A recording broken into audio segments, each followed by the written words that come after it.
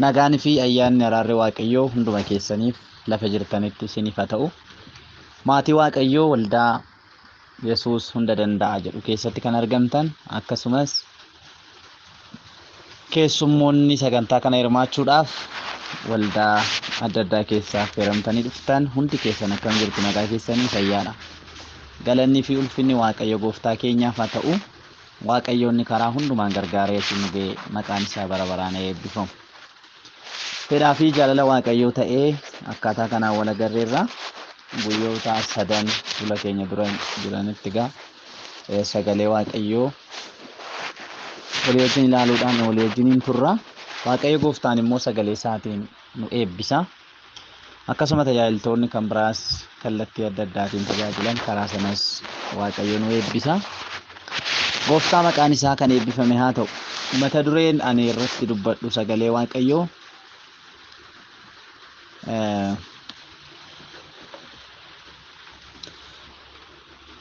jaalala Waaqayyoo beekuudhaaf yookiin hubachuudhaaf jijjiiramuu mata duree jedhu nan dubbadha. Jaalala Waaqayyoo beekuudhaaf jaalala Waaqayyoo ni jennu fedha Waaqayyoo jechuudha. Beekuudhaaf jijjiiramuu isa jedhu irratti kan dubbannu waan lama jira jechuudha. Jaalala Waaqayyoo hubachuun jira, akkasumas immoo jijjiiramuu yookiin geeddaramuu kan jedhu jira. Yoo Waaqayyo jedhe isa kana har'aa fi borii walii wajjin ilaalla. Har'a hunda isaa hin xumurru jechuudha. Maqaan Waaqayyo Gooftaa keenyaa kan eebbifame haa ta'u. Sagalee Waaqayyoo ergaa Phaawulos gara warra Roomaatti erge boqonnaa 12 lakkoofsa 1-2 irra kan jiru nan dubbisa.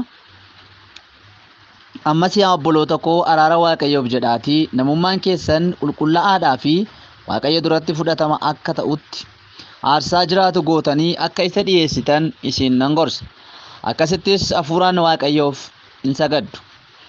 Fakkeenya jireenya bara isa darbu kana duukaa hin bu'inaa. Jaalalli Waaqayyoo isa kam akka ta'e gargar baasuudhaaf yaada garaa keessanii haareffachuudhaan of diddiiraa. Jaalalli Waaqayyoo immoo waan gaarii ta'e, waan isa duratti fudhatamaa ta'e, waan akeeka isaa fiixaan baasu hubachuudha jedha. Waaqayyo Gooftaa keenya maqaa Kiristoos Iyyesuusiin galannii fi ulfinni siif haa ta'u. Maqaan kee bara baraan yaa eebbifamu. Ati waaqarrattis lafarrattis Waaqayyoodha. Aangoos aboos hundumaa situ qaba. Maqaa Gooftaa Iyyesuus Kiristoosiin galannii fi ulfinni bara baraan si duwwaadhaaf haa ta'u. Yeroo kana yaa Waaqayyo nu ijoolleen kee sirraa barachuudhaaf si wajjin walii galuudhaaf fedha kee beekuudhaaf karaa kee hubachuudhaaf fuula kee jirra. Sagalee kee maqaa Gooftaa Yesuus Kiristoosiin ati nuuf eebbisi. Ijji keenya akka inni banamu, sammuun keenya akka inni banamu, dubbii keessa dhugaa ta'e hubachuu akka nuyi dandeenyuuf maqaa Gooftaa Yesuus Kiristoosiin ati nu gargaari. Yaa Waaqayyo Gooftaa, Lidiyaan sagalee kee yeroo dhageessu akkuma laphee ishii banteef arras yaa Waaqayyo obboloonni koo dubbii kee hodhagaan lapheen isaanii kan baname haa ta'u. Maqaa Gooftaa Iyyesuus Kiristoosiin yaa Waaqayyo ati garbicha keetiin Hisqeeliin dubbicha fuudhii nyaadhu akka ittiin jettu innis akka nyaate akka immoo itti mi'aaye maqaa Gooftaa Iyyesuus Kiristoosiin sagaleen kee akka nutti mi'aawu, sagalee kee nyaachuu akka nu dandeenyu, sagalee kee dubbii kee fudhachuu akka nu dandeenyuuf ayyaanni kee maqaa Gooftaa Iyyesuus Kiristoosiin nu gargaaru. Yaa Waaqayyo namoonni keessaanii gaafa dhukkubsatu akkuma midhaan jibbisiisu.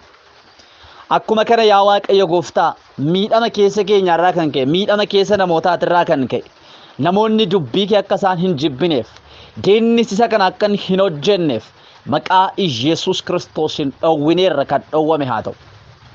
Dhaloonni dubbii kee akka hin barbaanne, dhaloonni dubbii kee akka hin dhoobanne, dhaloonni dubbii kee akka hin liqimsine gochuudhaaf yaa Waaqayyo Gooftaa keessa dhalootaa kan qabu, laphee dhalootaa kan qabu, yaada dhalootaa kan qabu, sammuu dhalootaa kan qabu, humni hamaan qilleessaaf lafarraa maqaa Gooftaa Iyyesuus Kiristoosiin kan rukutame haa ta'u.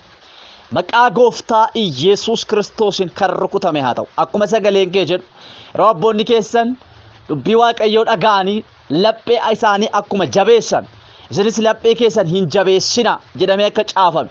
Maqaa Yesuus Kiristoosiin dhaloonni dubbii kee dhaga'u kun fuula keetti yaa Waaqayyo Gooftaa garraamummaadhaan yaada qajeelaadhaan dubbii kee fudhachuu akka danda'u ittiinis gargaaramuu akka danda'u akkati gargaartuuf si kadhan. kana hunduma hin raawwatta ulfin galanni siif haa ta'u. Anis yaa Waaqayyo Gooftaa ogummaa koo hubannaa kootti dandeettii kootti nabdadhu sitti nan abdadha.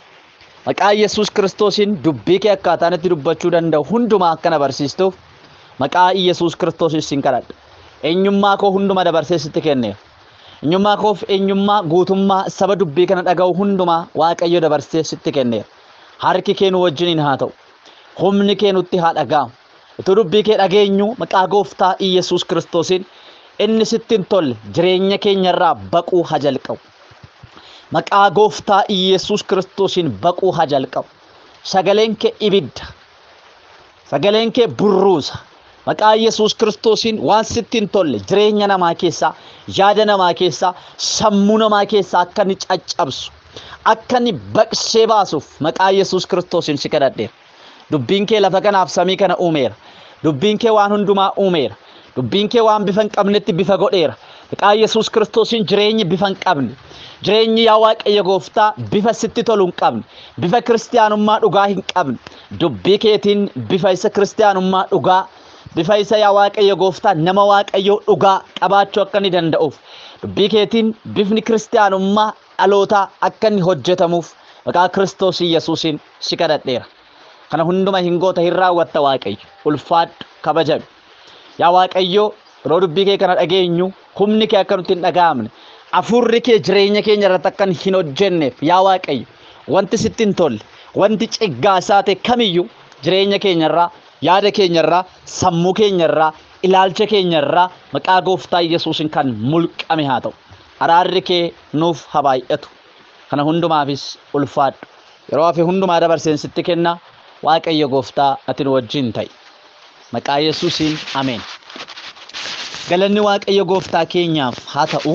Egaa waan hundumaa ofii keenyaan gochuu hin dandeenyu. Waan hundumaa gochuu kan danda'u Waaqayyoodha. Nuyi warra Waaqayyotti maxxananii, nuyi warra Waaqayyotti hirkatanii jiraatanidha. Gooftaa Yesuus akkas jedheera. Ani mukaa wayinichaati. Isin immoo damoota kooti jedhe.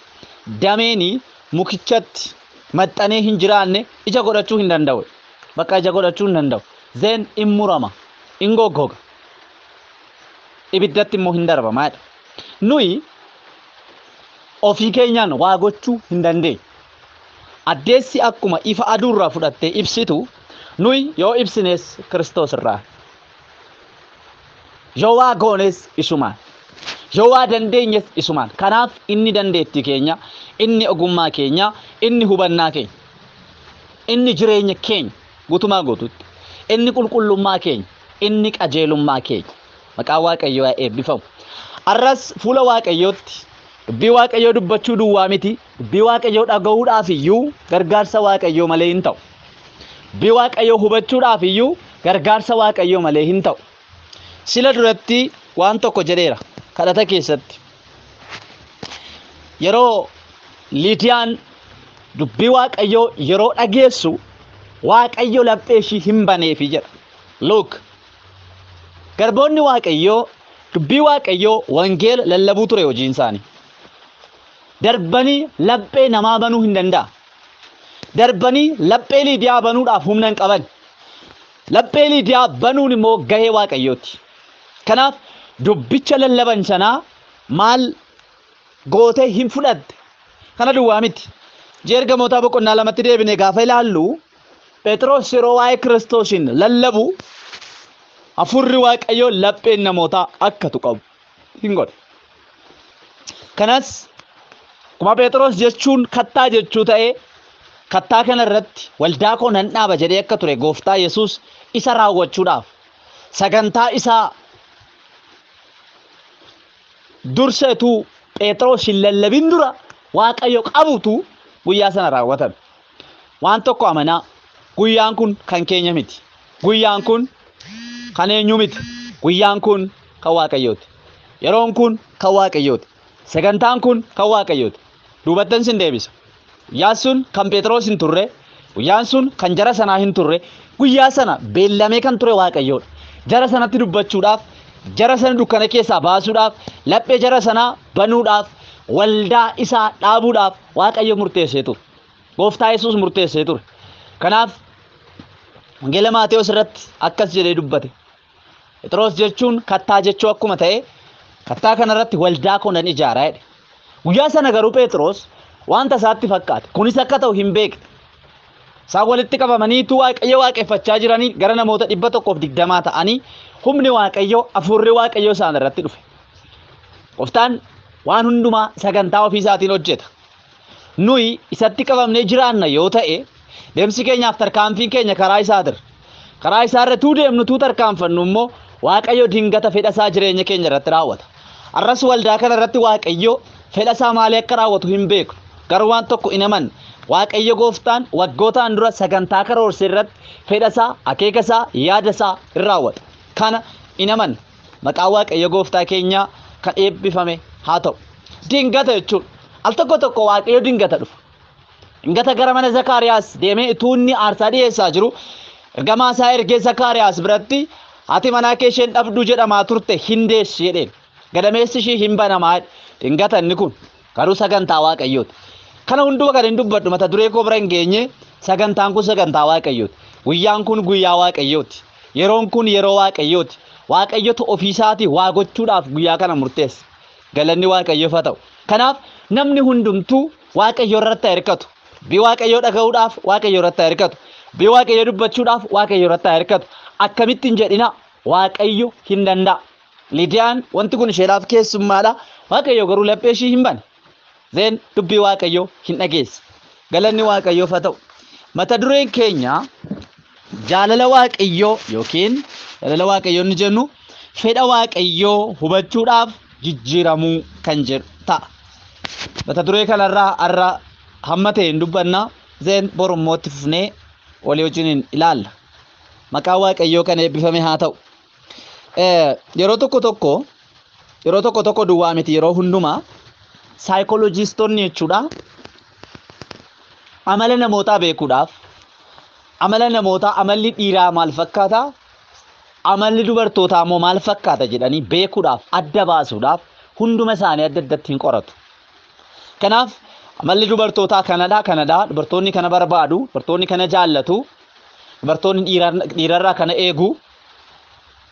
Kana san jedhanii tarreessanii kaa'u. Akkasumas immoo namoota ittiin barsiisu. Akkasumas amala dhiiraas fudhatanii erga qoratanii booda dhiirri kana barbaada, dhiirri dubartiirraa kana eegaa, amalli dhiiraa akka kanadha, dhiirri kana jaalataa, dhiirri kana jibba jechuudhaan tarreessanii ammas namoota hin barsiisu. Namoonnis immoo speeshaalii warri dhiiraa amalli dubartootaa maal fakkaata? Dubartoonni maal barbaadu jedhanii ni qoratu. Sakaraa saayikolojistoonni qoratan sana hubachuudhaaf baruudhaaf yaalii godhu. Kitaabilee adda addaas fuudhanii bitaniis hin dubbisu. Kun hunduu maaliidhaaf? Warri dubartootaas immoo akkasuma godhu. Dhiirri maal barbaada jedhanii. Kana hunduma yaalii kana hunduma kan godhanii carraaqqiin kun hunduu maaliidhaafi? Dubartoonni dhiira gammachiisuudhaaf, dhiirri immoo dubartoota gammachiisuudhaaf. Eeyyee tarii gaa'ela keessatti ta'uu danda'a, hiriyummaa keessatti ta'uu danda'a. Haati manaa koo maal barbaaddi? Amalli dubartootaa maal? Yoon maal godhe? Yoon akkam ta'een ishee gammachiisa jedhanii kana godhu. Dubartoonnis immoo akkam? Akkuma kana dhiirri maal barbaada? Soo abbaan manaa koo maal irraa barbaada? Abbaan manaa koo gammachiisuudhaaf maal gochuun qabaa jedhu. Kanaaf isaan gammachiisuudhaaf maal barbaadu? Maal jaallatu? Maal jibbu han jedhu beekuun dirqama waan ta'eef sirriitti yerootti kennanii maaliin godhu? Hin qo'atu jechuudha. Sirriitti hin hordofu jechuudha. Egaa obboloota koo namoonni nama gammachiisuudhaaf, namoonni wal gammachiisuudhaaf hamma kana amala walii beekuun barbaachisaa erga ta'e, hamma kana yerootti kennanii qorachuun barbaachisaa erga ta'e, hamma kana carraaquun barbaachisaa erga ta'e, dhugaadha isa kana hin amanna. Nama gammachiisuudhaaf waan namni sun jaallatuu fi waan namni sun jibbu beekuun barbaachisaa. Akkuma kana nu ijoollee Waaqayyooti. Waaqayyo wajjin hin kakuu galleerra. Gooftaa Yesuus Kiristoosin akka fayyisaa lubbuu keenyaatti fudhanneerra, qajeelummaa arganneerra. Haa ta'u malee garuu Waaqayyo kana gammachiisuudhaaf Waaqayyo maal akka jaallatuu fi Waaqayyo maal akka jibbu beekuun barbaachisaadha. Sila akkan dubbadhe saayikolojistoonni amala dhiiraaf dubartoota qoratanii waan beekanii adda baasaniif waan adda ba'e sana namoonni hubatanii waan sana hojiirra oolchuudhaaf baay'isanii hidhamau. Amala waaqayyoo namni qoratee adda baasuu hin danda'u. Waaqayyo garuu ofii isaatii amalli isaa maal akka fakkaatu ofii isaatii waaqayyo akkam akka jiru ofii isaatii namatti of ibseera waaqayyo. Yeroo baay'ee waaqayyo waa'ee amala isaa hin dubbata waaqayyo. Waa'ee ofii isaa hin dubbata waaqayyo. Museen yeroo tokko yeroo waaqayyo ibiddaan itti mul'ate gara Fara'oonitti isa erguudhaaf yeroo jedhu eenyutu na ergeen jedhaani si beekuun qaba. Eenyummaa kee beekuun qaba gaafa jedhuuni waaqayyo waaqa jiraata akka ta'e waaqa hin geeddaramne akka ta'e waaqa abboota isaa akka ture waaqa Abrahaamiin achi sanyii isaa keessaa baasee kakatee fi baay'is akka ta'e itti hubachisa. Waaqayyo ofiisaa namootatti ibsuudhaaf waaqayyo ofiisaa namootatti mul'isuudhaaf yeroo tokkollee of qusatee hin beeku. Bara kakuu moofaatii jalqabee yerootti namootatti mul'achuu jalqabee waaqayyo sadarkaadhaan ofiisaa namootatti ibsaa dhufeera. Maal akka jaallatus dubbachaa dhufeera. Maal akka jibbus waaqayyo dubbachaa dhufeera. Galanni fi ulfinni waaqayyo gooftaa keenya haa ta'u. Maaliif namni isa qoratee waan hin beekneef. Namni isa qoratee isa arguu isa beekuu waan hin dandeenyeef ofiisaatii waaqayyo of ibse. Maaliif of ibse waaqayyo? Maaliif eenyummaasaa nutti beeksise waaqayyo? Maaliif eenyummaasaa maalummaa dhala namaatti beeksise waaqayyo gaafa jettani namoonni waa'ee isaa akka hubatan waan barbaaduuf. Namoonni maal akka inni jibbu akka barbaadan. Namoonni maal akka inni jaallatu akka barbaadan. Bakka allaqe beekanii duwwaa akka dhiisaniifi. Beekanii duwwaa bakka waaqayyo kana jaallataa waaqayyo san jaallata jedhanii akka bakka jedhanii akka dhiisaniifi ayidalla. Sana achi immoo tarkaanfiin kan biraa jira jechuudha. Galanni fi ulfinni waaqayyo gooftaa keenyaaf haa ta'u. Egaa sagalee waaqayyoo inni sila dubbise maal nuun jedha? Jijjiiramaayi jedha. Egaa as keessatti wantoota lamadha kan agarru. Bira deebi'eetan dubbisa. Wantoota lama agarraa isa tokko arrarraa dubbanna isa tokko immoo borii itti fufnee walii wajjiniin ilaala. Akkana jedha. Fakkeenya jireenya bara isa darbu kana duuka hin bu'inaa. Jaalalli waaqayyoo isa kam akka ta'e gargar baasuudhaaf yaada garaa keessanii haareffachuudhaan of diddiiraa. Jaalalli waaqayyoo immoo waan gaarii ta'e, waan isa duratti fudhatamaa ta'e, waan akeeka isaa fiixaan baasuus hubachuudha. Wantoota lama argina. Tokko fakkeenya jireenya isa darbu kana hin fakkaatinaa yookiin duuka hin bu'inaa kan jedhu jira. Karaa biraatiin immoo yaada garaa keessanii haareffachuudhaan of jijjiiraa. Maaliidhaaf? Amala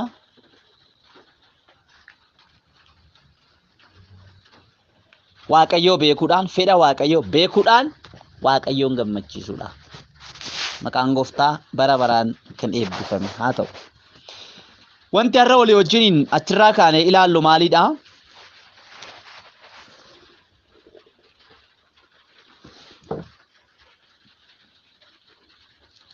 Of jijjiiruu kan jedhudha yookiin immoo jijjiiramuu kan jedhudha. Waaqayyo ofii isaatiin nu jijjiiruu barbaada. Nu immoo jijjiiramuudhaaf fedha keenya barbaada. Of jijjiiraa jedha abboon miidhanni kun. Of jijjiiraa. Waaqayyoon al tokko na jijjiireen. Waaqayyoon al tokko jijjiiramuun barbaadaan. Waaqayyo immoo jijjiiramuudhaaf fedhii keenya eega. Akka nu jijjiiramnuuf fedhii keenya eega. Jijjiiramuu akka nu barbaannu, akka nu isaaf eeyyamnu. Waaqayyo immoo maal godha? Fedhii keenya eega. Galanni waaqayyo gooftaa keenyaaf haa ta'u. Okay, waa'ee jijjiiramuuti. Har'a walii wajjiniin kan ilaallu maaliin jijjiiramu? Konteekstii kanaan. Jijjiiramuu maaliin maal keenyatu immoo jijjiiramu? Al tokko namoonni waaqayyo na jijjiireeraadha. An jijjiirameen jira. Ani akka durii miti jedhanii yeroo baay'ee yeroo dubbatan ni dhageessu. maybe physically on jila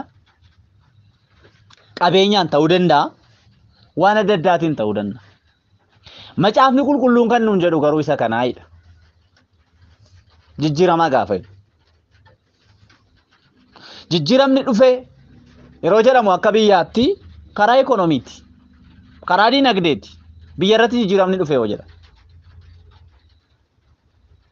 biyyi keenya jijjiirame dargaggoonni keenya jijjiiraman yoo jedhamu baratanii sadarkaa guddaa ga'anii akkana ta'anii akkas ta'anii hojjetanii milkaa'anii kan jedhu kun waan alaan mul'atu asirratti garuu sagalee waaqayyoo maal nuun jedhu gabaabaadhumatti jijjiiramni yookiin jijjiiramuun amala biyya lafaa dhiisanii yookiin gatanii amala nama waaqayyoo qabaachuudha. Maalan jedhee amala biyya lafaa dhiisanii yookiin gatanii amala nama waaqayyoo qabaachuudha. Nama waaqayyoo inni jedhu nama waaqayyoo irraa barate. Nama akka keeka waaqayyootti nama akka sagantaa waaqayyootti jiraatu. So jijjiiramuu inni jedhu isa kanadha. Kitaabni maal jedha? Fakkeenya isa darbu duukaa hin bu'inaa jedha. Maal jechuudha? Dhiisaa jechuudha. Isa dhiisaati jijjiiramaa deemsa haaraa ilaalcha haaraa yaada haaraa qabaadhaa jechuudha. Nuyi gara gooftaa gaafa dhufnu namoota haaraa taaneera. Sagalee Waaqayyo Qorontos irratti akkas jedha. Namni Kiristoosiin erga ta'e uumama haaraadha. Inni moofaan darbeera jedha. So inni moofaan darbeera erga jedhe namummaa moofaa namummaa kaleessaa yeroo biyya lafaa keessa deddeebi'aa jiru. Yeroo gooftaadhaan ala jirru qabnu sana gannee amala nama waaqayyoo qabaachuudha jijjiiramu. Fakkeenya isa darbu duukaa hin bu'inaa kan bara si'ana deemsa isa biyya lafaa kana jechuudha. Isa duukaa maaliin godhina hin bu'inaa waan jedhuufi amala nama waaqayyoo qabaachuudha. Egaa jijjiiramuu jechuun yeroo baay'ee waldaa dhaquu jechuu miti baay'ee. Maybe namoonni duraan iddoo biraa oolan gara gooftaa dhufanii yeroo baay'ee waa waldaa deemaniif jijjiiramuu jechuun isa miti. Yoo akkas ta'e immoo attendaansiidhaan immoo namni Yihuudaa caalu immoo jiraa. Yihudaan yeroo hundumaa gooftaa wajjiniin deema. Gooftaa biraan dhabamu. Argitee indooma achi keessaa hojii qaba. Bartoota biraan dhabamu. Attendaansiin isaa hir'uu miti. Lapheen isaa garuu gooftaa wajjin hin jiru. Obboloota jijjiiramuun waldaa deddeebi'uu jechuu miti. Gubaa'ee waaqayyoo gidduutti yeroo hunduma argamuu jechuu miti. Akkuma sila sinii kaasee Yihudaan iyyuu gubaa'ee sana gidduudha bartoota gidduudha hin dhabamne. Sagalee gooftaa dhaggeeffachuurraayis barsiisa inni barsiisu biraayis hin dhabamne. Yeroo gooftaan dinqii godhus biraa hin dhabamne. Dinqii gooftaan godhus hin arga. Barsiisa inni barsiisus hin arga. Kadhata inni kadhatus hin arga. Hojii inni hojjetu hundumaa hin arga. Garraamummaa isaas hin arga. Waan hundumaa hin arga. Garuu rakkoon isaa maalidha? Keessa isaatu rakkina qaba. Keessa isaatu geeddaramaa miti. Keessa isaatu jijjiiramaa miti. Keessa isaatu kennamaa miti. Keessa isaatu hawwii biraa qaba. Keessa isaatu yaada biraa qaba. Keessa isaatu ala jira. Keessa isaatu faayidaa alaa yaadaa jira. So attendaansiidhaan yoo ta'e Yihudaan hunda keenya hin caala. Garuu dhumni isaa immoo akka sana hin taane. Kanaaf egaa jijjiiramuun waldaa dhaquu miti, seera waldaa beekuu miti, faarfannaa beekuu miti, lallaba beekuus miti. Waan adda addaa waan waldaa keessatti godhamu beekuu miti. Sirna waldaa kiristaanaa keessa jiru dubbachuu danda'u miti. Waan baratan deebisanii shamaddadanii dubbachuu miti. Qormaata waan baratanii deebisuu danda'u miti jijjiiramu. Asuu ayidalla. Jijjiiramuun keessa namummaa keenyati kan ka'udha. ከውስጥ የሚነሳ ነው። ለጴ keenya biraa kan ka'udha maaltu jijjiiramu ከውስጥ ነው ከናፍ አስብራት ከንሙ ኑጥሙ ያደ ገራ keessanii haareffachuudhaan of diddiiraa jedha maal yaada garaa keessanii yaadi eessa jira keessa keenya keessa jira yaadi keenya eessa jira sammuu keenya keessa jira ለውጥ የሚጀምረው ከውስጥ ነው ጅጅራሙን ከንጀልቀቡ ከሳይ ፊዚካሊ ወልዳረት ተርገሙዳን ሚት ቡአን ጅጅራመ ከሰ ኬኛ አላን ሙለቹ ደንዳታ argitani namni tokko gaafa dhukkubsatu argit qaamni isaa hunduu hin xoolaga fuulli isaa illee hin xoolaga sinitti hin tolu soo qorichatti kennitu qorichi kun keessa hojjeta likki dhukkubni isaa keessa jira dhukkubni isaa qaama isaa keessa seelota isaa keessa jira qorichi kun dhaqee dhukkuba seelota isaa keessa jiru sana gaafa inni ajjeesu dhukkuba sana gaafa inni keessa rukutu nagana qaamni nama ala mul'atu kunillee iddootti deebi'uu jalqaba dhugaadha jijjiiramni keessaa ala ni mul'ata bakkeetti ni mul'ata bakkeetti ni argama al tokko tokko immoo kan sin dhibu dhukkubni qaama namaa irratti hin mul'anne dhukkubni gogaa namaa irratti hin mul'anne dhukkubni fiizikaala namaa irratti hin mul'anne keessa namaa kan bara lakkoofsise hin jiraatu namoonni tokko tokko dingata dhibamanii oggasuma reefuma kana kaleessa nagaadhaatu jettanii emergency seenanii kan du'an jiru maaliif dhukkuba bara baay'ee keessa isaanii taa'ee kan isaan nyaate kan isaan hin ciibsine deemuu kan isaan hin dhowwinetu jiru just like that akkuma kana geddaramuu yoo baanne keessi keenya namummaan keenya inni keessaa yoo geddaramuu baate wantoonni amaleeffannee keessa keenya ta'an keessa keenya turan alaan nurratti kan hin beekam alaan namarratti kan hin beekam jireenya hafuuraa namaa kan nyaatanii fi kan nama ajjeesan hin jiru የሚገሉ አሉ ሞት ማለት ከእግዚአብሔር መለየት ማለት ነው ዱአ ጀቹን ዱአ ፉራቹን ዋቀዮት አደባው ዋቀዮት አደከነ መባሰን ጅሩ ኮነ just akkuma dhukkuba qaama fooni kanastaysan yaada garaa keessanii haareffachuudhaan of jijjiira kanaafuga jijjiiramni okay kan jijjiiramu yaada keenya fi ilaalcha keenya jechuudha waaqayyo akka jijjiiramu kan barbaadu yaada keenya deebisee ilaalcha keenya wanni hundumtuu achi ka'a waan ta'eef yaadi keenya jijjiiramne taanaan ilaalchi keenya jijjiiramne taanaan akkuma kaleessaa sana taanaan ምንም ዋጋ የለውም ማለት ነው argitani keessi keenya osoo hin jijjiiramin uffanni keenya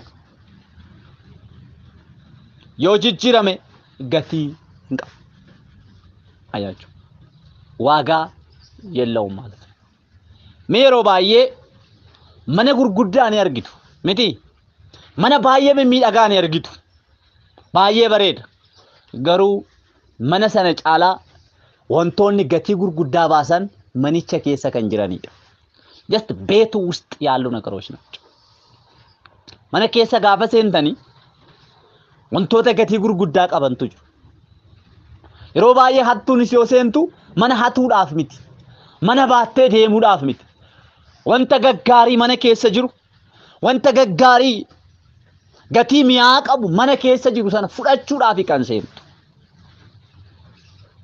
ሰይጣን የሚፈልገው ውስጣችንን ከሰ ከኛ ሰይጣን ጋር በርባሩ ከብታችኋል ውስጥ ነው የሚፈልገው የሮቶኮ ቶኮ አንቱኒ ደገለ ከሳ ባኤ መነሰ አንቱኒ መነሰና ዳው ጎዳቹዳፍ ማለ ካንሴኑ ካንበርባዱ ከስ ውስጥ ነው መደበቅ የሚፈልገው አይጡን ለማባረር ውስጡን ማጽዳት ያስፈልጋል ሰይጣን ውስጣችንን ነው የሚፈልገው ከሰ ከኛ ደቀም በርባዱ ዋቀዮስ ከሰ ከኛ ከም በርባዱ ነሞኒ ማነ ከሰን ጋፈ ዱፈኒ አለታ አንጀተኒን ማን ያመ ፈደ ባሬዳ ዮቴ ውስጥ ነው መቀመጥ ያለባቸው እስሪስ ከንቲን ሲመተን ነሞተ ከንቲን ሲመተን ከስሞተ ከንቲን ሲመተን ከሰት ግድግዳ መናት ረቲምት ዮኪን ጣራ መናት ረቲምት ስለዚህ ግዳ ሲመጣ ውስጥ ነው soofaa gatii mi'aadhaan bittan keessa keessanii waan adda addaa waan namatti tolu hundumaa keessa dhaqan goota ሰዎች ሲመጡ ግድግዳ ላይ አይቀመጡ ውስጥ ነው የሚቀመጡ ውስጥ ነው የሚቀመጡ keessa dhaqan taal mana keessa kan itti simattan nuyi waaqayyoon kan simannu keessa namummaa keenyaatiin በውስጣችን ነው waaqayyo keessa keenyatti iddoo simannaa dhabeera yoo ta'e sagalee waaqayyo keessa keenyatti iddoo simannaa dhabeera yoo ta'e furri waaqayyo keessa keenyatti iddoo simannaa dhabeera yoo ta'e iddoon arganne jechuudha nu biraa iddoon qabu jechuudha የለውም ማለት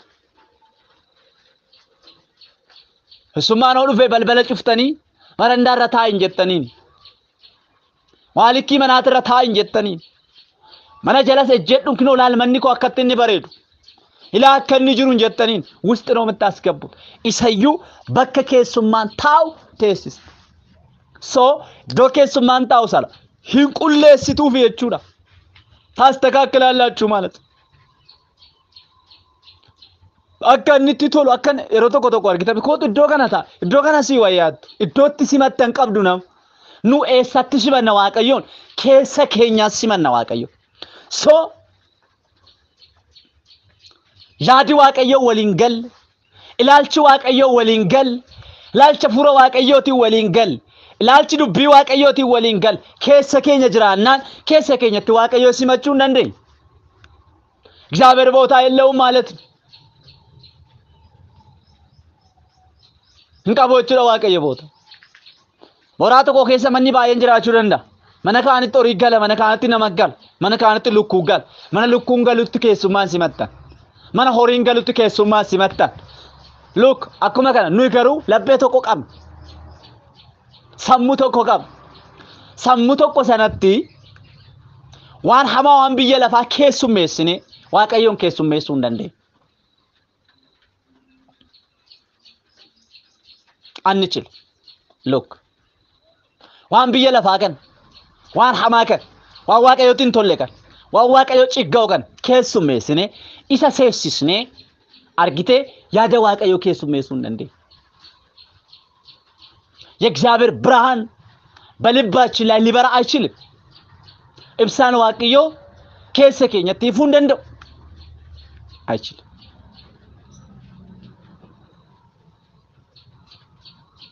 fakkeenyaaf halkan alliin dukkanaa jet ala gadi baatanii ibsaa baatirii moobaayilii haa ta'u waan kan biraa ibsaa gaafa dhuftan ibsaan sun mana keessa gaafa seentan lafa sin geessan hundumatti in ibsa lafa ibsaan sun gee hundumatti in ibsa ልክ ስትገቡ ብርሃኑን ይዛችሁ ስላለ ብርሃኑ ይገባል ጨለማው ይወጣል just like that waaqayyo ifa waaqayyo dukkanan beeku በር ስትከፍቱለት ሌላ ነገር ስታወጡለት ሲገባ ብርሃን አብሮ ይገባል ራሱ ብርሃን ስለሆነ hinseena waaqayyo mana kee waaqayyo jira jechuun ifaatu jira mana kee waaqayyo jira jechuun dukkanni hin jiru look ሰይጣን ክርስቲያኖች ውስጥ የሚገባው ቦታ ሲያገኝ እዶ ሳፍተው ይሮርገደ አርግደ ሲያገኝ ቦታ ካላገኘ ግን ቦታው ከተያዘ ግን ሊገባ አይችልም ወሉማ ገለጥ ይገሩ ኬሲ ኬኝ ኦሶን ጅጅራሚን ኡፈኒ ኬኝ ቢፍኒ ኬኝ አላሙለቱ ዮ ጅጅራሜ ዋጋ የለው ከንስኒቡ ጎፍታ ኢየሱስ ሮብየ ለፋ ከነረ ደደቢያ ቱሬ በርሲሶታ ሴራ ከነቲን ወቀሴ ከነቱ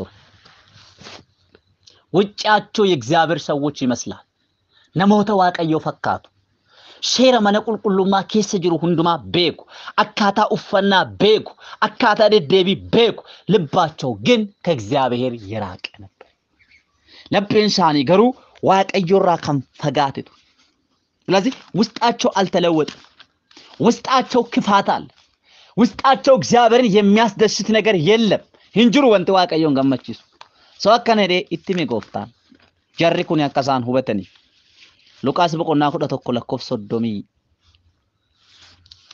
ሰገል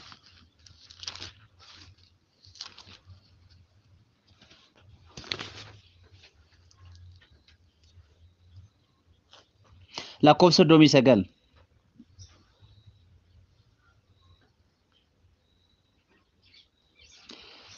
Gooftaan garuu yaa Fariisota nana kubbaayyaadhaa fi waciitii duuba isaa hin qulleessitu.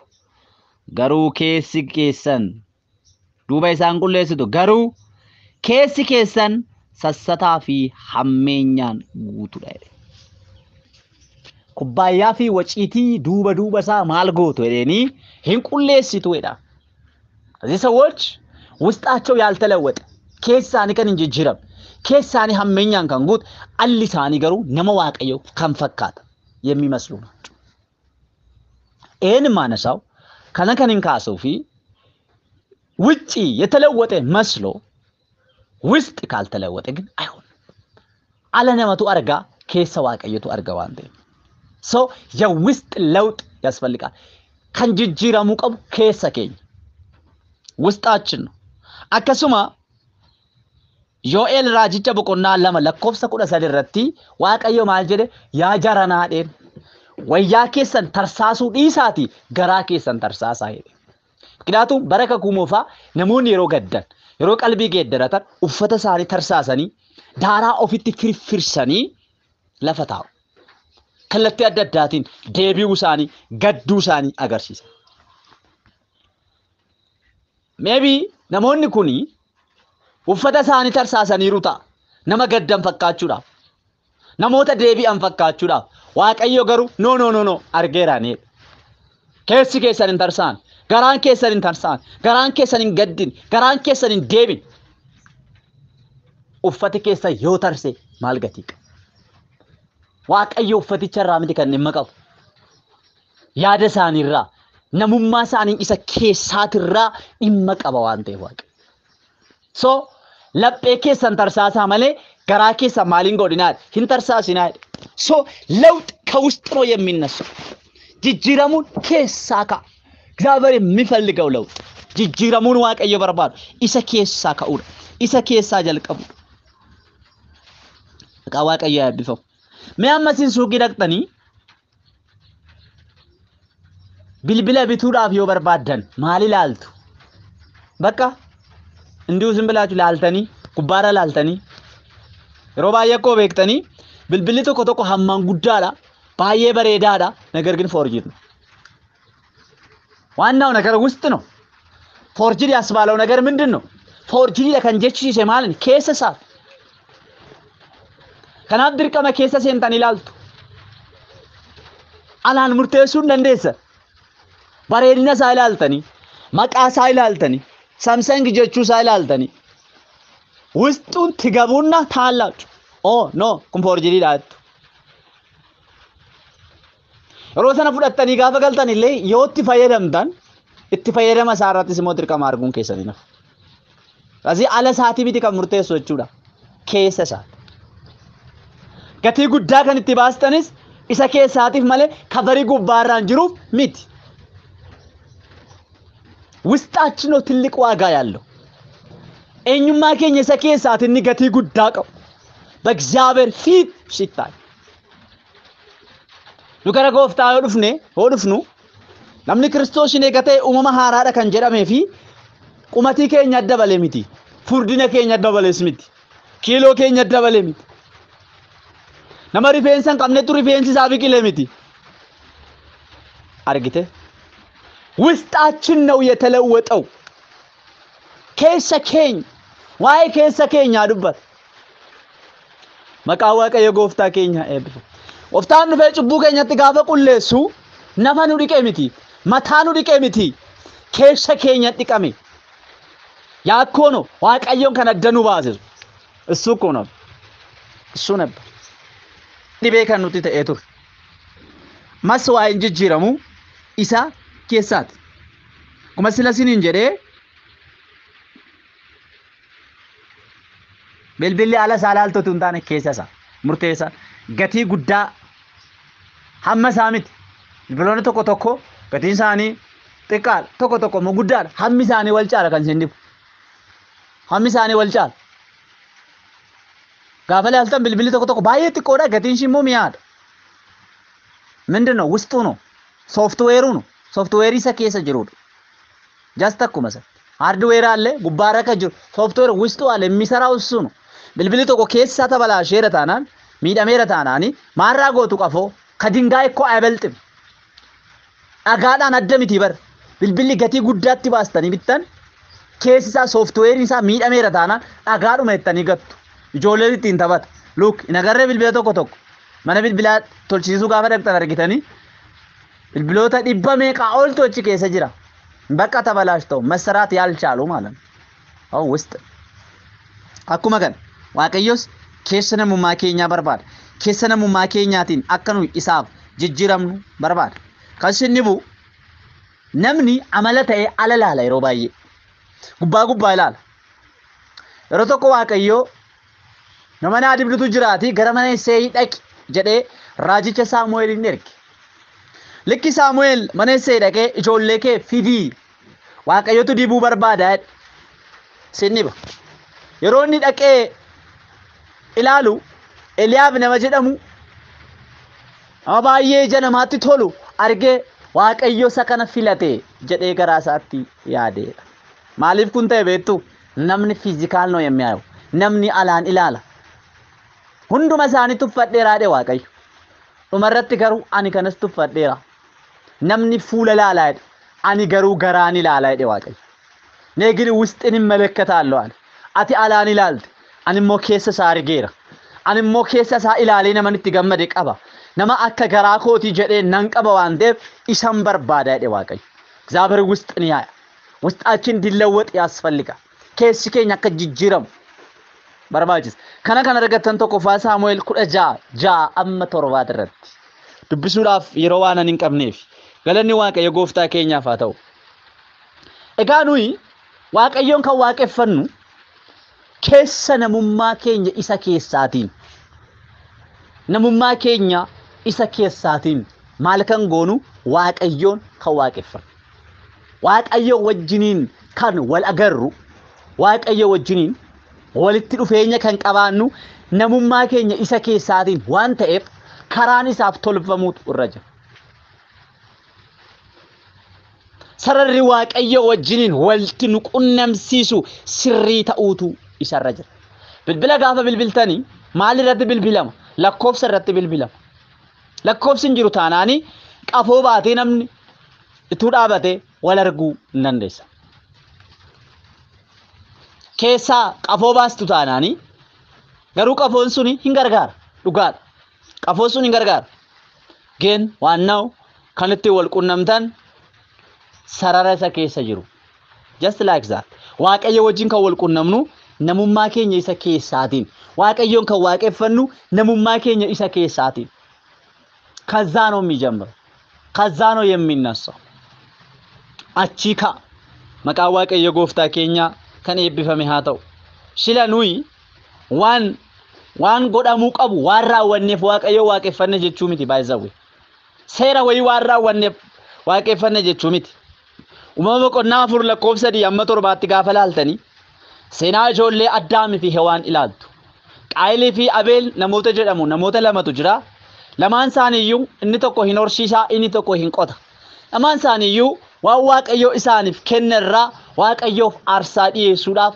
fuula waaqayyootti hin dhiyaatan lamaan isaaniiyyuu waan hafan hin qaban waan dhiyeessuudhaaf waan hafan hin qaban garuu garaagarummaan tokko jira waaqayyo ani aarsaatu hin taane jaalalan barbaada akkuma jedhe argitee aarsaa qabanii gaafa dhiyaatanii waaqayyo gara aarsaa Abeelii fi gara Abeel faara tolaadhaan in ilaaleedha gara Qaayinii fi gara aarsaa isaa garuu faara tolaadhaan hin ilaalle jedha look waaqayyo waan hundumaa hin nyaatu bushaayee yookiin horiis hin nyaatu waaqayyo midhaanis hin nyaatu garuu akkaataattiin waaqayyoon waaqeffatan kan ittiin ibsatan ture waaqayyotu nuuf kenne waaqayyotu hojii kana akka hojjennu gargaare ni waaqa keenya ni kun kan keenya miti jedhanii waaqayyo faarsaa dhiyeessuudhaaf deeman ግን አይደለም ውስጣቸው ግን እኩል አልነበረም keessi isaanii garuu qixxee hin turre Qaayin keessi isaatiin nama waaqayyo waaqeffatu hin turre jechuudha kanaaf waaqayyo dhufee maal jedheeni yeroo inni aaree boba'etti maaliif aartee bobeessaa? Maaliif aartee bobaateedhen? Maal taateedhen? Namni maaliidhaan aara? Namni keessa isaatiin aara. Aara garaasaa keessa jiru sana hin feene Waaqayyo. Sababni kun maalinni edhen? Maal taate? Ituu waan gaarii hojjettu ta'e naartuun gammaddaa yoo edhen maal jechuu isaati? Waan gaariin hojjettu jechuu isaati. Maal waan gaariin hojjeteera? Maal aarsaa dhiyeesseera? Garaansaa waan gaariin hojjetu. Keessisaa waan gaariin hojjetu. Kanarraa kan ka'e Waaqayyo sababii karaa Abeel faara tolaadhaan ilaaleef karaa aarsaasaa faara tolaadhaan sababii ilaaleef inni naafee hin gaddeedha mataa buusee jedha. Namni keessisaan jijjiiramne milkaa'ina obboleessa isaatti gadda. Milkaa'inni obboleessa isaa isatti hin tolu inni naafa. Obboleessi isaa gaafa jijjiiramu obboleessa isaatiif wanti gaariin gaafa ta'u obboleessa isaatiif wanti milkaa'an gaafa ta'u inaara. Asii Waaqayyo qaaliin kan barbaade aarsaa isaatu hin taane garaa isaa barbaade Waaqayyo. Laphee isaa barbaade Waaqayyo. Eenyummaa isaa barbaade Waaqayyo. Keessa isaa barbaade Waaqayyo. Keessi isaa garuu Waaqayyotti kan tole hin tolu. Kanaaf keessi keenya haareffamuu qaba jechuudha. Galanni Waaqayyo gooftaa keenyaaf haa ta'u. Egaa amanuu duwwaan gahaa miti obboloota ko. Galee Waaqayyo keessa keessan haareffadhaa kan nuun jedhu amanuu duwwaan gahaa miti. Namni tokko gara gooftaa gaafa dhufu mucaa Waaqayyoo ta'a. Bakka Waaqayyo irraa dhalate nama haaraa ta'a. Daa'imni garuu ni guddatti. Daa'imni garuu yeroo hunda daa'ima taatee hin haftu. Daa'imni yeroo jalqabaa waan baay'ee balleessuu dandeessi. Qulqullina ofiillee hin eegdu. Akkuma barbaadde gooti. Fincaan ofirratti fincoofti. Maatiin hamma ishiin guddattutti garuu kunuunsuu danda'a. Yeroo hundumaa garuu daa'imni akkas gooti taanaanii kun dhibee guddaa ta'a jechaadha. Kun rakkoo guddaadha jechuudha.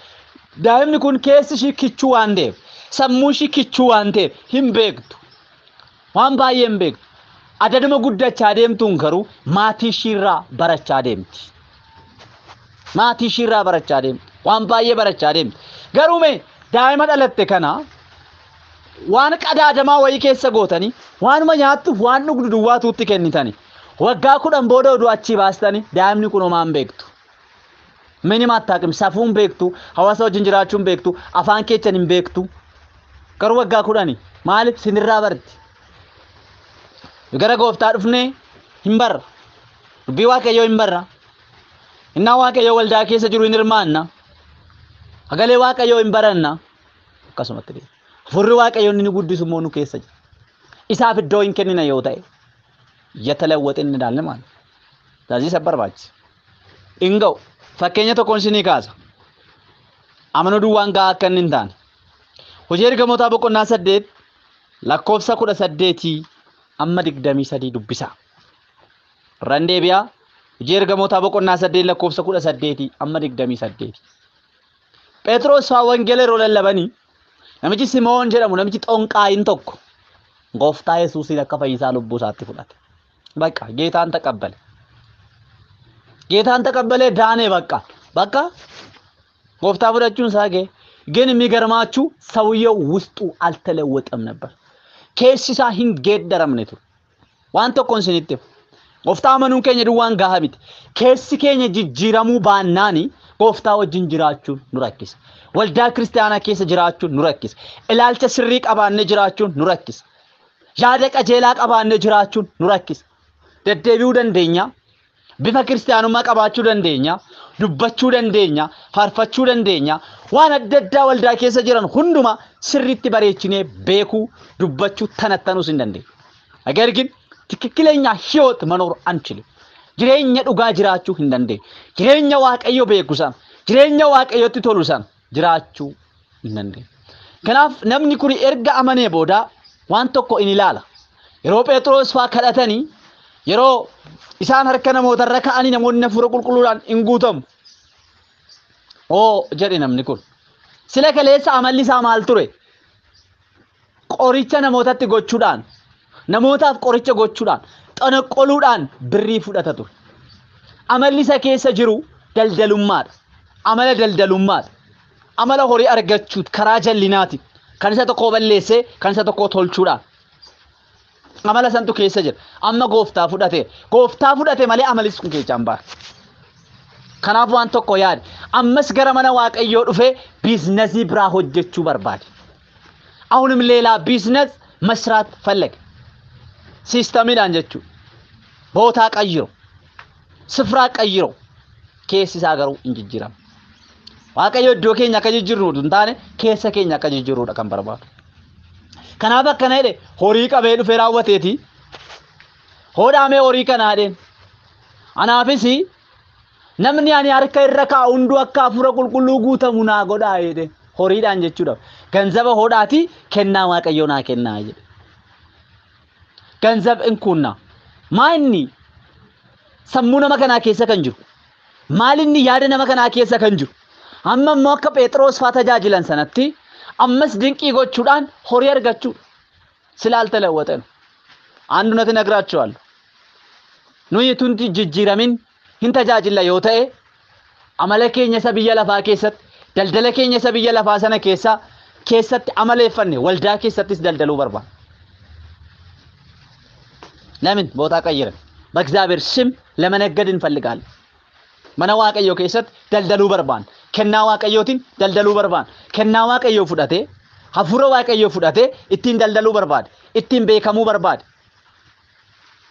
Namoonni hundumtuu waa'ee isaatiif akka harka afaanirra godhatanii dinqifatan gochuu barbaada. Waaqayyo garuu isa kanatti hin gammanne. Yaannin sifraa baanab ደስ ይለኛል. ቱንዱ ቢሰነቲ ተለዶሳ ለምን ጸባዩ ነው ያልተቀየረው? ጌታን ተቀብሏል አልተቀየረም። አመለካከቱ አልተቀየረም። የሆነ ነገር አድርጎ ገንዘብ ማግኘት ነው የሚፈልገው። ዋንቴ ኦጀተኒ ዋንቴ ራወተኒ አርግቴ ዋን ሚራክሊ ፈካቶ ወይ ራወተኒ ገንዘብ አርገቹን ሰሙሳ ኬሳ ይምባን ግያቱን ከሌሰ ዋኖ ወርባሬ ጎዴ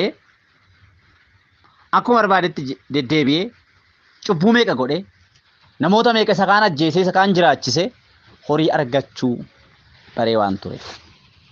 Maqaa waaqayyo gooftaa keenyaa kan eebbifame haa ta'u. Nan dubbisa kutaa sana dhaqee.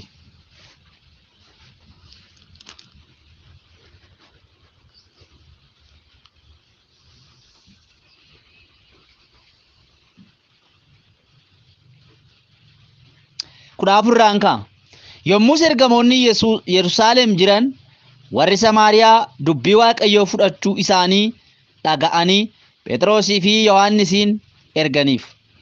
Isaan Samaariyaatti gad bu'anii hafuura qulqulluu akka argataniif amantootaaf kadhatan. Maqaa gooftaa Yesuus duwwaatti cuubanii turan malee hafuurri qulqulluun cuubamanii turan malee hafuurri qulqulluun isaan keessa nama tokko irratti illee hin buune.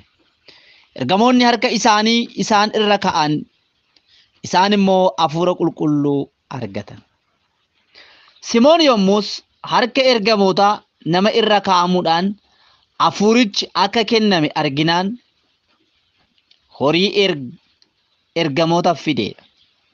Harka koo kanan irra kaa'u hundinuu hafuura qulqulluu haa argatuuf humna akkasii anaafis immoo kennaa jedhe. Phexros garuu deebisee fi kennaan waaqayyoo horiidhaan bitama jettee waan yaaddeef horiin keessa wajjin haa badu. Horiin keessa wajjin maal haa ta'u haa badu. Kennaan waaqayyoo horiidhaan hin bitamu. Namoonni tokko horii waan hunda waan gochuu danda'utti fakkaata. Horii isaaniitiin waan hunduma gochuu barbaada. Kennaa waaqayyoo horiidhaan bituu waan yaaddeef atis horiin keessa badi. Deemi badi. Yaadi kun yaada gadhee ture. Yaadi isaa hin jijjiiramne. Algabbaa'u. Akkuma kaleessaa ammas horiidhaan waa gochuu kan danda'u itti fakkaata. Horiin akka inni nama bitu beekamaadha. Gooftaa Yesuus namni tokko gooftolii lamaaf bitamuu hin danda'u. Gaafa jedhee horiidhaafis waaqayyoofis bitamuu hin dandeessanii al tokkotti jedhe. Isa tokko tuffatee isa tokko of kennaa. Waldaa kiristaanaa keessatti namoonni keessaanii eenyummaan isaanii hin jijjiiramne taanaan silxaana guddaa kan qabu hafuura qulqulluu sagalee waaqayyootu hin taane horii itti fakkaata. ገንዘብ ይመስላችኋል? የሰሩት ህንጻ ይመስላችኋል? ኡልፊነ ጉዳ ከንቀው teessoo waldaa keessa jirutti fakkaata. እግዚአብሔር መንፈስ እንደሆነ አያውቁ። irra caalaa hafuura waaqayyooti bituu hin taane sagalee waaqayyooti bituu hin taane horiidhaaf iddoo guddaa kennu. ለገንዘብ ትልቅ ቦታ ይሰጣሉ። nama caalaa horiidhaaf iddoo guddaa kennu. ቤተ ክርስቲያን ውስጥ ገንዘብ የሚሰጡ ሰዎች ይወደዳሉ። namoonni horii kennan namoonni qarshii kennan hin jaalatamu. namoonni qabeenya qaban iddoo addaatu isaanii qophaa'a. ምክንያቱም ትልቁ ነገር ለነሱ ገንዘብ ስለሆነ namni ገንዘብ ቀቡስ ጉዳይ እኒ ካንገሩ ጢናል እንደዛ ነው የሚያስቡት። አልተለወጠም። ምድራዊ ነገር ከውስጣቸው አልወጣም። ነሞን ነከሰችው እንደዛ ሲሆን ስለዚህ ወልዳ ኬሰቲ ትልቁ በቃ አንድ ሰው አንድ ወንበር ከሰበረ ሰውየው ማብሮ ነው የሚሰበረው። ነምጭ ሰው ጂንጃም ኢሳኔ ፎንቲ ጉዳን ሆሪ ነማሚት ስላልተለወጡ ማለት ስላልተለወጡ ወንበር ነው እንጂ ሰው አይደለም። ገንዘብ ነው እንጂ ሰው አይደለም ለነሱ። ስለዚህ ትልቁ አይናቸው ያለው ገንዘብ ላይ ናፍ ከናፍ ገንዘበ ሰዓቲ ዋንንዱማ ዋንጎቹ ደንደው ሀፉረ ቁልቁሉ ቢቴ ድንቂ ሰነ ሁንዱማ ጎቹ አከደንደውት ይያድ አምባይሮን ቀብኑፍ መሌ ወልዶኒ ቶርባ ጅሩ ማን ነው ሙለተ ጉባር ወልዶኒ ገንዘበ ቀበን ጅራኒ ገንዘበ ከኒን ቀብነ ጅራን ቆፍታን ጋሩ ማል ጀኔኒ ወልዳታ ከሸ ገንዘበ ሆማን ቀብኔን ሆማ ሁምነን ቀብኔን ኤርጋን ድርበት አቲ ሁምኒከ ጢና ሰገሌኮ ሂንገን አርግተ ሰገሌኮ ሂዲስ መቃቆ ሂንገን ይተንጀ በለበነማ ሆምቱ ጭፉ እንደንዴ ሲፍ ከነራደን ወልዳን ሸን ተቆሞ ዋንንዱ ማቀብ ኦ አቲ ጉተቴራ እተርታደ ጌሲ ፈዴራ እተርታደ ኮቱ ቲሜ ኩሊ ነራ ቢተዱ አቲ ጃማዳ ቀበኛ ቀብደ ገንዘበ ቀብደ ማለ ሂንጅሩ አያኒ ዋቀዩ የለም እግዚአብሔር ክብር የለም እግዚአብሔር መገኘት ሂንጅሩ ሀርኪ ዋቀዩ ኮቱ ጃማዳ ተደ ኮት ኩሊ ነራ ቢተዱ አነሲ ወያ ገንዘበ ትርከት ሰናሚቲ ቀበኛ ትርከት ሰና እሺ ትልቅ እኛ ቤት ገንዘብ ይሆናል ካልተለወጠ። ሁሌ ሰው ቤቱን ያመልካል ሶፋውን ያመልካል ውስጡ ካልተለወጠ ገንዘብ ያመልካል። በጣም አደጋ ነው። ይሰዋቀፈ ዝናውን ያለውን ነገር ዕውቀቱን ያመልካል እግዚአብሔርን ትቶ ማለት በቃ ትልቅ ስፍራ የሚሰጠው እሱ ነው ማለት ነው። ሶና ምጭኩን ከና ዋቀዮ ሆሪዳን ቢቱዳፍ ዋያደፍ አትስ ሆሪንከስ በት ዜሮ አደረገው ማለት ነው። ዘን ማልጀደን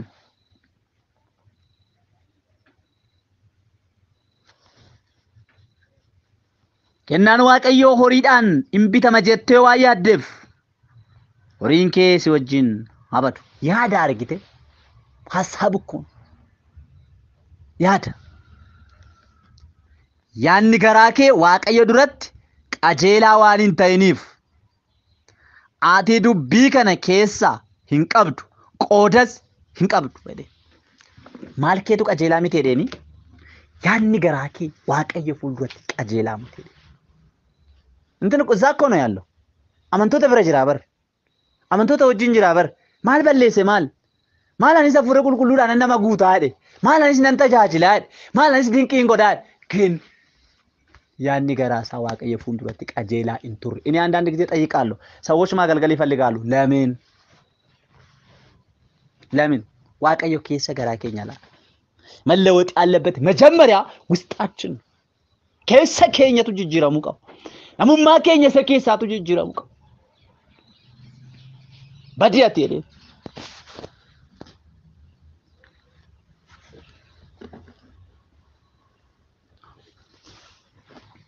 ሲወጅና አበዱ ጀዴ ማል ጀዴኒ ከናፍስ ሐሚነ ከነት ያደገራኬ ገደረድ አርግቴ ሐመኘቱ ከሰች ውስጡ ነው ያለው ያደገራኬቲ ገደረድ ኮፍቲቻስ ከዳድ ሐማያዱኬ ከና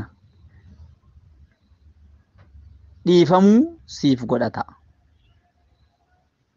yaanni hadhaan akkasi keessa guutee fi cubbuun akkasi hidhate nan arga jedhe. Mul'ataan argaa. Kana irratti Simoon deebisee Aadaaraa jecha isin anaan jettan keessaa tokko illee ana irratti akka hin geenyeef Gooftaa naaf kadhadhaa jedhe. Yaada hadhaatu si keessa jireedhe. ይሄ በዚህ አጋጣሚ ተገለጠ እንጂ ውስጡ አልተለወጠም ማለት ነው። ድንገት ባሴ ዋንዱበቴፍ ሙለቴ ማለት ፊዚካሊ አቹማ ጅራ ማንም አያውቀውም ነበር።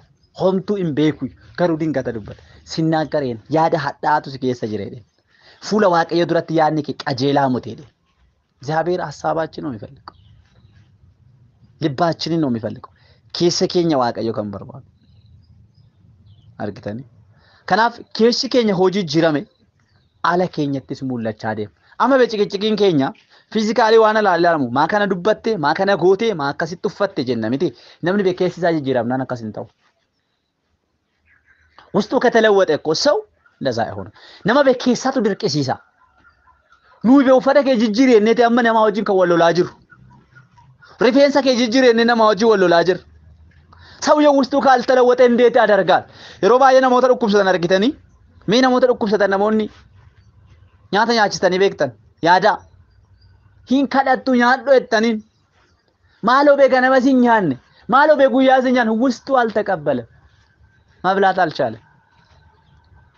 ኬሰ ሳቱን ፉዳን ኬሰ ሳት ዱኩብሰተ ዋንቴ ኛቹ እንደውም ነምን ዱኩብሰተ ወንተ በርባዴ ወንተ ጋሪ ለጋፋ ፊደኒ ብረጎተን ማሎ ፎሊሳ ነቲን ቶሉ ነራ አጭ ባዛ ነምን ኬሰ ሳት ዱኩብሰተ ሰገሌ ዋቀዮን ጃላቱን ቤቱ ምቲ ሐፉሪሳ ነምን ዱኩብሰተ ቀልቢ ገደረዱ ዴቢ ጋፈቱ ዋኒሳ ወቀስቱ ተፈካ እቱን ፋታይን ጨነቅ namni dhukkubsate ergitanii keessaa waan dhukkubsateef abitaatiin isaa nyaatan barbaadu nyaadhu ettaniini gursuu barbaadanii fooliidhuma nyaataa hin barbaadu. ለምን ታሟል? ጤነኛ አይደለም።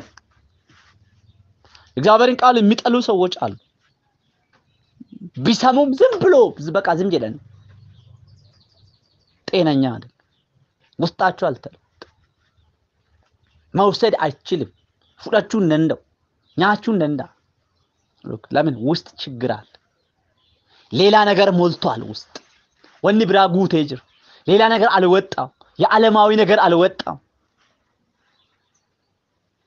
ወንቲ በየለፋ ይምባን አልተለወጠ ሰው ካልተለወጥን በጣም አደጋ ኬሲ ከኛ ጅጅራምናን ጋሩ ከንስንቡ ኬሳ ውስጣችን ከተለወጠ ናሞታን ከና ኡፈዱ ሰኒን ኡፈቲን ጀቹ ሲንበርባቺሱ ራሳቸው ጥንቅቅ አድርገው ሰይራን ጅራቱ ከና ዱበዱ ከና ዱበቲን ጀቹን ይንበርባቺሱ ኦፊሳኒቲ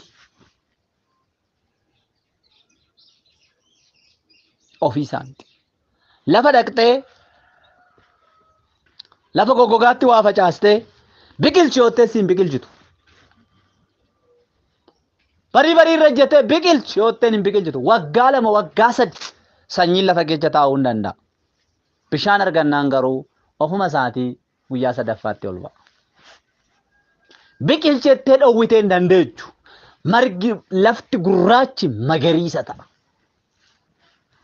namni keessisa jijjiirame iddootti sagalee waaqayyo biqilu iddootti afurri waaqayyo hojjetu jiraannaan ማሎ አበሉ ከነጎድን ጀቱን ራሱ ወንቲ ሚዳጋን ጅሬኛ ሳራ ሙለቹ ያልቀ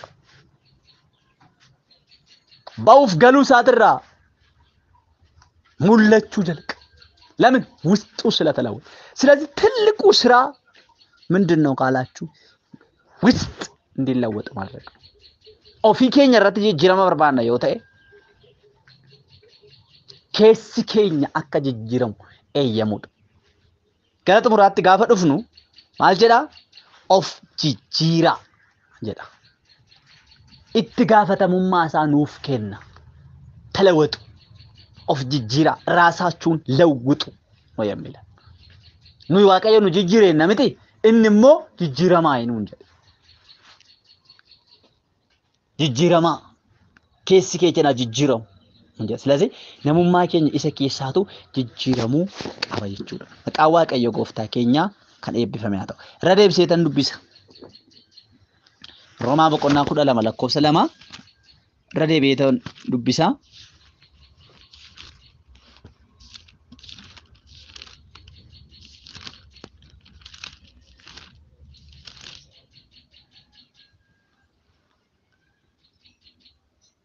Fakkeenya jireenya bara isa darbu kana duuka hin bu'inaa.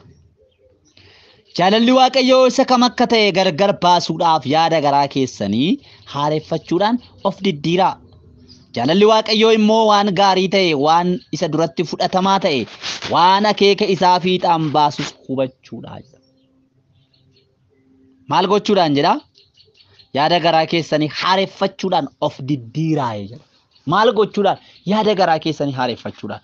Garaa keenya keessa yaadu maaltu jira? Ilaalchi keenya maal fakkaata? እግዚአብሔርን ያስደስተዋል? ያን keenya maal fakkaata? Attitudeaችን ምንድነው የሚመስለው?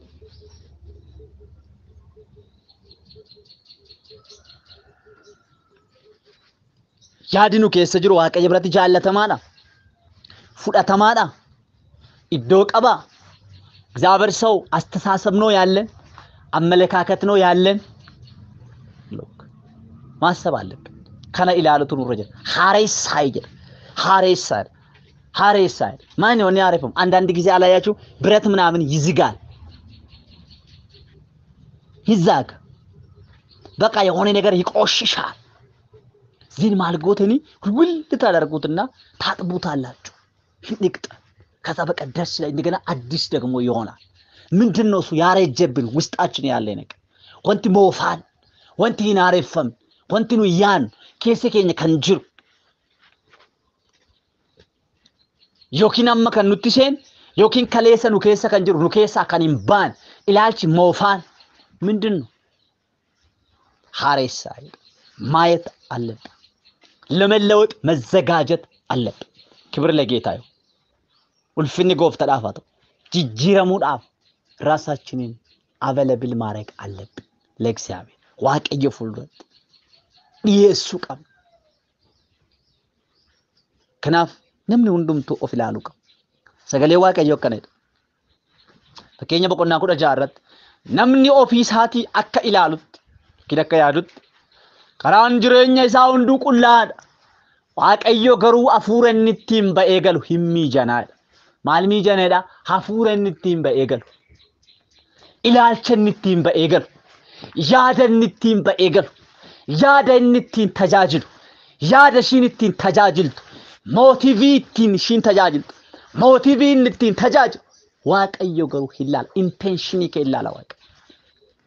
Fedhii kee ilaala Waaqayyo. namni qajeelaatti fakkaata. እግዚአብሔር መንፈስን ይመዝናል ሄዳ ይመዝናል ሄዳ namni madaaluu እንደንደው ኢጃነር ዋንተ ቆ ጃነር ጌታኒ ሐመሳ ቤኩን እንደንደሰን እግዚአብሔር ግን ይመዳል ወንቲ መዳለሙ ተቆ ወርቀን ለዮተ ግራማ መቃካተ ኢምቤካም እግዚአብሔር እቅጩን ያቃል ትክክለኛ የሆነው ነገር እግዚአብሔር ያቃል ዋይነማ ኢቭን ዋይ ኬሰን ሐመስያ ተንጫላ ዋቀየ ወንተ ስሪሺ ኢምቤካ ዋቀየ ያውቃል እግዚአብሔር ጠንቅቅ አድርጎ ያውቃል ሳንቲም ንተከት እንደበርቱ ሳንቲም ንተከመው ንረቱ ትክክለኛ ነገር ስለናንተ ያውቃል namni amma fakkeenya waa'ee keessan ግምት ያሰው ደንዳ ዋን ተፈካተ ያሰው ደንዳ እግዚአብሔር ግን ግምት አይደለም እግዚአብሔር ግን በሰማው አይደለም እግዚአብሔር ግን ባየው አይደለም ትክክለኛውን ነገር ያውቃል ስለዚህ ኦፊኬኛ ዋቀየ ፉልድረት ኦፍ ሳጥሉት ኑረጅ ለውጠኝ በቃ መለወጥ ይፈልጋል ብለን እርምጃ መውሰድ አለብን ማለት ነው ጎፍታኒ ስና ኤብሱ ኤጋ አከሚት ሞጂ ጅራሙ ደንደይ ኤርጋ ፈዳ ኬኛ ተየኒ ኩን ኤጋ ከነረት ወሊ ገለ ኬሲ ኬ ጅራሙ ቀባ ኤጋ ጀኔ አከሚት ጅራውና ማልቱ ሁምነ ኑፍታ ማልቱ ሁምነ ኑፍከን ማልቱ ከረ ጅራሙ ከናት ኑፊድ የሚለው ነገር ነገ ደግሞ አብረን እናያለን ማለት ነው ጎፍታን እስና ኤብሱ ኤቢፈማ ደቂቃን ኬኛ ባየኑ ጀላ ደሜራ ዋቀዮን ገለቴ ፈኔ ጥሙር waaqayyo gooftaa keenya maqaa Kiristoos Iyyesuusin galanni siif haa ta'u maqaan kee bara baraan yaa eebbifamu ganama kana dubbii nutti dubbatte ulfaadhu jijjiiramaa hinuun jette keessa keessan of ilaalaa hinuun jette keessa keessan barbaadaanuun jedhe keessa keessan irratti ani bituun barbaadaanuun jedhe gooftaa ta'uun barbaadaanuun jedhe keessa keessan naaf kennaa jedhe qaa gooftaa Yesuusin gorsa keef galanni siif haa ta'u. Kun si biraa malee nama biraa ta'uu hin danda'u. Kanaaf gorsa si biraa nuu ta'eef maqaa Kiristoos Yesuusin galanni siif haa ta'u. Maqaan kee haa eebbifamu. Sagaleen kee akkuma dhageenya jireenya keenya irratti hojjetu. Anis obboloonni koos lafa rafnee jirru kaanee yaa Waaqayyo ofii keenya ilaaluu akka nu dandeenyuuf keessa keenya ilaaluu akka nu dandeenyuuf karaa keenya qorree ilaaluu akka nu dandeenyuuf si wajjin walii galuudhaafis qophaa'uu akka nu dandeenyuuf ayyaanni kee nu gargaaru. Na hunduma waan gootuuf galanni ulfinni siif haa ta'u. Maqaan kee bara baraan eebbifamu. Yeroo hafe hunduma dabarsee sitti kennin wajjin ta'i. Maqaa Yesuusiin ameen. Waaqayyo isin haa eebbisu eebbifamaa.